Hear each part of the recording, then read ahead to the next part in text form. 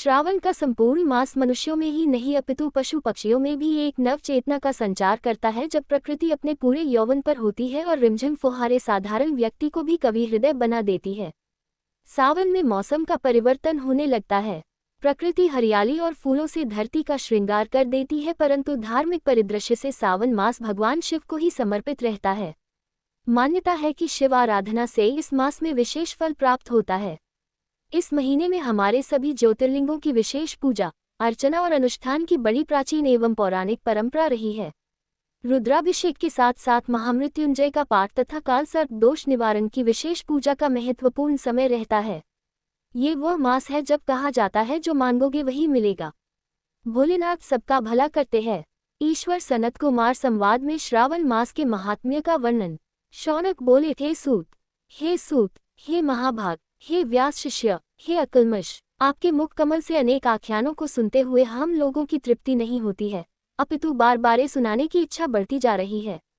तुला राशि में स्थित सूर्य में कार्तिक मास का महात्म्य, मकर राशि में माघ मास का महात्म्य और मेष राशि में स्थित सूर्य में वैशाख मास का महात्म्य और इसके साथ उन मासों के जो भी धर्म है उन्हें आपने भली भांति कह दिया। यदि आपके मत में इनसे भी अधिक महिमा में कोई मास हो तथा भगवत प्रिय कोई धर्म हो तो आप उसे अवश्य कहिए, जिसे सुनकर कुछ अन्य सुनने की हमारी इच्छा न हो।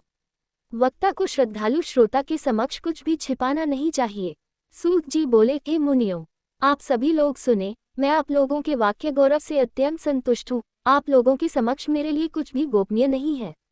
दम्भ रहित होना, आस्तिकता, शुद्धता का परित्याग, उत्तम भक्ति, सुनने की इच्छा, विनम्रता, ब्राह्मणों के प्रति भक्ति परायणता, सुशीलता, मन की स्थिरता, पवित्रता, तपस्विता और अनसूया, ये श्रोता के 12 गुण बताए गए हैं। ये सभी आप लोगों में विद्यमान हैं, अतः मैं आप लोगों पर प्रसन्न होकर उस तत्व का वर्णन करता हूँ। एक समय प्रतिभाशाली सनत कुमार ने धर्म को जानने की इच्छा से परम भक्ति से युक्त होकर विनम्रतापूर्वक ईश्वर ने भगवान शिव से पूछा।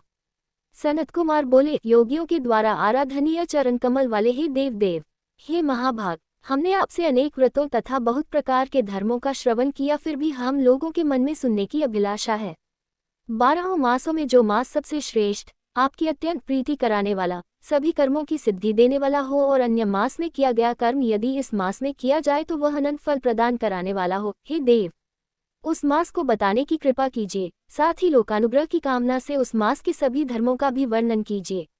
ईश्वर बोले, हे सनत कुमार, मैं अत्यंत गोपनीय भी आपको बताऊंगा। हे सुव्रत, हे विधिनंदन, मैं आपकी श्रवणेच्छा तथा भक्ति से प्रसन्न हूँ।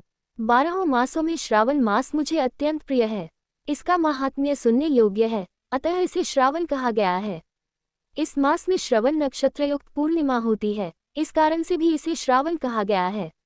इसके महात्म्य के श्रवण मात्र से यह सिद्धि प्रदान करने वाला है, इसलिए भी यह श्रावण संज्ञा वाला है। निर्मलता गुण के कारण यह आकाश के सदृश है, इसलिए नभा कहा गया है।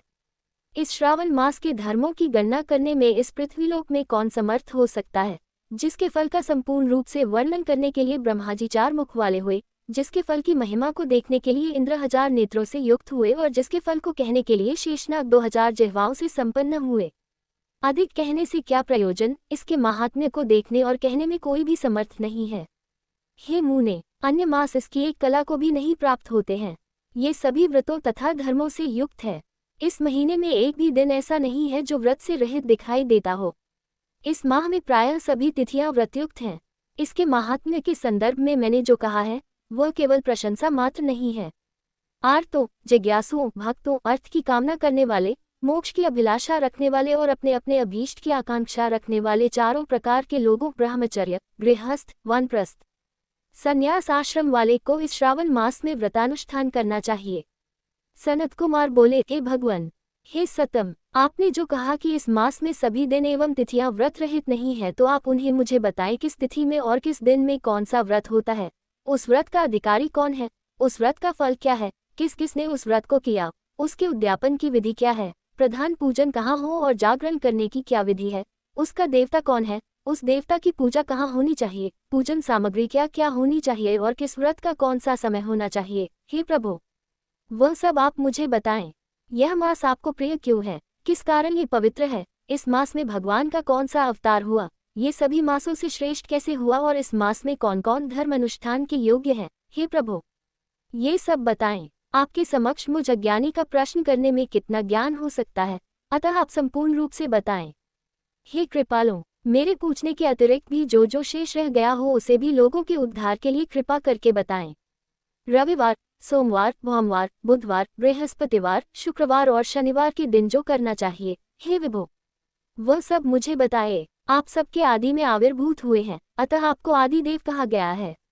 जैसे एक की विधि बाधा से अन्य की विधि बाधा होती है, वैसे ही अन्य देवताओं के अल्प देवत्व के कारण आपको महादेव माना गया है। तीनों देवताओं के निवास स्थान पीपल वृक्ष में सबसे ऊपर आपकी स्थिति है। कल्याण रूप होने के कारण आप शिव हैं और पाप समूह को हरने के कारण आप हर हैं। आपके आदि देव होने में आपका शुक्ल वर्ण प्रमाण है, क्योंकि प्रकृति में शुक्ल वर्ण ही प्रधान है, अन्य वर्ण विकृत है। आप कर्पूर के समान गौर वर्ण के हैं, अतः आप आदि देव हैं। गणपति के अधिष्ठान रूप 4 दल वाले मूलाधार नामक चक्र से, ब्रह्मा जी के अधिष्ठान रूप 6 दल वाले स्वादिष्ठान नामक चक्र से और विष्णु के अधिष्ठान रूप 10 दल वाले मणिपुर नामक चक्र से भी ऊपर आपके अधिष्ठित होने के कारण आप ब्रह्मा तथा विष्णु के ऊपर स्थित हैं। यह आपकी प्रधानता को व्यक्त करता है।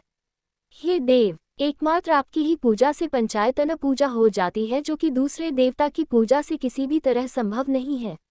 आप स्वयं शिव हैं। आपकी बाईं जांघ पर शक्ति स्वरूपा दुर्गा, दाहिनी जांघ पर गणपति, आपके नेत्र में सूर्य तथा हृदय में भक्तराज भगवान श्रीहरि विराजमान हैं।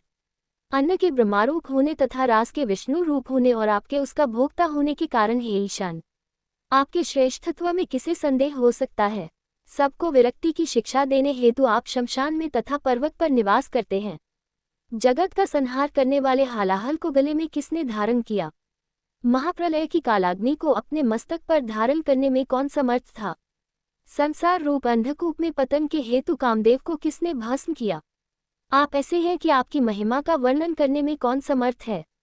एक तुच्छ प्राणी मैं करोड़ों जन्मों में भी आपके प्रभाव का वर्णन नहीं कर सकता, अतः आप मेरे ऊपर कृपा करके मेरे प्रश्नों को बताएं। इस प्रकार श्री स्कंद पुराण के अंतर्गत ईश्वर सनत कुमार संवाद में श्रावण मास महात्म्य में पहला अध्याय पूर्ण हुआ।